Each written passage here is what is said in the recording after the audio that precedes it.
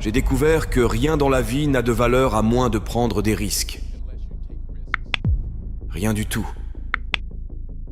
Nelson Mandela a dit qu'il n'y a pas de passion à jouer petit et à se contenter d'une vie qui est en deçà de ceux dont tu es capable de vivre. Maintenant, je suis sûr que dans tes expériences à l'école, en postulant à l'université, en choisissant ta majeure et en décidant de ce que tu veux faire dans la vie, on t'a probablement conseillé de t'assurer d'avoir un plan de secours, quelque chose sur quoi tu peux compter. Mais je n'ai jamais compris ce concept, avoir quelque chose sur quoi compter. Si je dois tomber, je ne veux rien sur quoi retomber, sauf ma foi. Je veux tomber en avant. Je pense qu'au moins de cette façon, je verrai ce que je vais frapper. Tomber en avant, c'est ce que je veux dire. Reggie Jackson a frappé 2600 fois au cours de sa carrière, le plus grand nombre de fois dans l'histoire du baseball. Mais on n'entend pas parler des retraits. Les gens se souviennent des coups de circuit. Tomber en avant. Thomas Edison a mené 1000 expériences ratées. Le saviez-vous? Je ne le savais pas. Parce que la 1000e était l'ampoule électrique. Tomber en avant. Chaque expérience ratée nous rapproche d'un succès. Tu dois prendre des risques. Et je suis sûr que tu l'as probablement déjà entendu. Mais je veux te parler de pourquoi c'est si important. J'ai 3 raisons et tu peux prendre ton iPhone.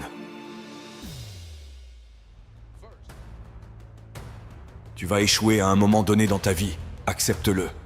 Tu vas perdre. Tu vas t'embarrasser. Tu vas être nul dans quelque chose. Il n'y a aucun doute là-dessus. Et je sais que ce n'est probablement pas un discours traditionnel pour une cérémonie de remise des diplômes, mais je te le dis, accepte-le, car c'est inévitable. Et je devrais le savoir. Dans le monde du cinéma, on échoue tout le temps. Plus tard dans ma carrière, j'ai auditionné pour un rôle dans une comédie musicale de Broadway. Un rôle parfait pour moi, je pensais. Sauf que je ne sais pas chanter. Je n'ai pas eu le rôle. Mais voici la chose. Je n'ai pas abandonné. Je ne suis pas tombé en arrière. Je suis sorti de là pour me préparer pour la prochaine audition, et la suivante, et la suivante. J'ai prié. J'ai prié. Et j'ai prié. Mais j'ai continué à échouer, et à échouer, et à échouer. Et cela n'avait pas d'importance, car tu sais quoi? Il y a un vieil adage. Si tu traînes dans le salon de coiffure assez longtemps, tôt ou tard, tu auras une coupe de cheveux. Donc, tu vas obtenir une opportunité. Et j'ai eu cette opportunité. L'année dernière, j'ai joué dans une pièce appelée Fences à Broadway. Comme quelqu'un en a parlé. J'ai remporté le Tony Award. Et je n'ai pas eu à chanter d'ailleurs. Mais voici la cerise sur le gâteau. C'était au théâtre de la cour. C'était le même théâtre où j'avais échoué à ma première audition 30 ans auparavant. Le point, et je vais accélérer, c'est que chaque diplômé ici aujourd'hui a la formation et le talent pour réussir. Mais as-tu le courage d'échouer? Voici mon deuxième point sur l'échec. Si tu n'échoues pas, tu n'essayes même pas. Je le répéterai. Si tu n'échoues pas, tu n'essayes même pas. Ma femme m'a dit cette excellente expression. Pour obtenir quelque chose que tu n'as jamais eu, tu dois faire quelque chose que tu n'as jamais fait. Les Brown, le conférencier motivant, a fait une analogie à ce sujet. Imagine que tu es sur ton lit de mort et autour de ton lit de mort se tiennent les fantômes représentant ton potentiel inaccompli. Le fantôme des idées que tu n'as jamais mises en pratique, le fantôme des talents que tu n'as pas utilisés, et ils se tiennent autour de ton lit en colère, déçus et contrariés. Ils disent que nous sommes venus à toi parce que tu aurais pu nous donner vie, disent-ils. Et maintenant, nous devons aller ensemble à la tombe. Alors je te demande aujourd'hui, combien de fantômes seront autour de ton lit quand ton heure viendra? Tu as investi beaucoup dans ton éducation, et les gens ont investi en toi. Et laisse-moi te dire, le monde a besoin de tes talents, et cela plus que jamais. Je reviens d'Afrique, comme il y a 2 jours, donc si je divague, c'est parce que j'ai le décalage horaire. Je reviens d'Afrique du Sud, c'est un beau pays, mais il y a des endroits là-bas avec une pauvreté terrible qui ont besoin d'aide.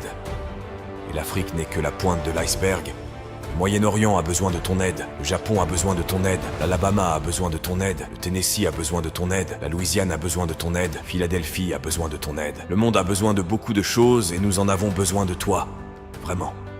Nous avons besoin de toi, jeune. Car rappelle-toi ceci, tu dois y aller. Tu dois donner tout ce que tu as. Que ce soit ton temps, ton talent, tes prières ou tes trésors. La question est celle-ci. Que feras-tu avec ce que tu as ? Je ne parle pas de combien tu as. Certains d'entre vous sont des majors en commerce. D'autres sont des théologiens, des infirmières, des sociologues. Certains d'entre vous ont de l'argent, d'autres ont de la patience, de la gentillesse, de l'amour. Certains d'entre vous ont le don de supporter longtemps, peu importe ce que c'est, quel que soit ton don. Que feras-tu avec ce que tu as ? Bon, maintenant voici mon dernier point sur l'échec. Parfois, l'échec est la meilleure façon de comprendre où tu vas. Ta vie ne suivra jamais un chemin droit. J'ai commencé à l'université Fordham en tant qu'étudiant en pré-médecine. J'ai suivi un cours appelé morphogenèse cardiaque. Je ne pouvais pas le lire, je ne pouvais pas le dire, je ne pouvais certainement pas le réussir. Alors j'ai décidé de passer en pré-droit, puis en journalisme, et sans orientation académique, mes notes ont pris leur propre direction. J'avais une moyenne de 1,8 un semestre. Et l'université m'a très poliment suggéré qu'il serait peut-être préférable de prendre un peu de temps libre. J'avais 20 ans. J'étais au plus bas. Et puis un jour, je me souviens de la date exacte, le 27 mars 1975, j'aidais ma mère dans son salon de beauté. Ma mère possédait un salon de beauté à Mont-Vernon, et il y avait cette vieille femme considérée comme l'une des aînées de la ville. Je ne la connaissais pas personnellement, je me regardais dans le miroir, et à chaque fois que je regardais dans le miroir, je pouvais la voir derrière moi. Et elle me fixait, continuait de me regarder. Chaque fois que je la regardais, me lançait ces regards étranges. Alors elle a finalement retiré le séchoir de sa tête. Elle a dit quelque chose que je n'oublierai jamais. Tout d'abord, elle a dit « Quelqu'un me donne une feuille de papier ». Elle a dit « Jeune garçon, j'ai une prophétie. Une prophétie spirituelle. »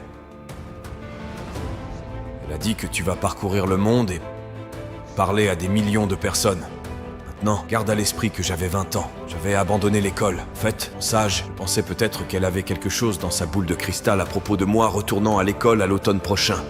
Mais peut-être qu'elle avait vu juste, car plus tard cet été-là, tout en travaillant comme conseiller au camp YMCA dans le Connecticut, nous avons organisé un spectacle de talent pour les campeurs. Et après le spectacle, un autre conseiller est venu me voir et m'a demandé si j'avais déjà pensé à jouer. Tu es doué pour ça. Alors quand je suis revenu à Fordham cet automne-là, je suis entré et j'ai changé ma majeure une fois de plus pour la dernière fois. Et dans les années qui ont suivi, tout comme cette femme l'avait prophétisé, j'ai parcouru le monde et j'ai parlé à des millions de personnes à travers mes films. Des millions qui, jusqu'à ce jour, ne pouvaient pas me voir. Et jusqu'à ce jour, je ne pouvais pas les voir. Ils ne pouvaient pas voir le vrai moi. Mais je te vois aujourd'hui. Et je suis encouragé par ce que je vois. Et je suis renforcé par ce que je vois. Et j'aime ce que je vois. Parce que prendre des risques ne concerne pas seulement la recherche d'un emploi.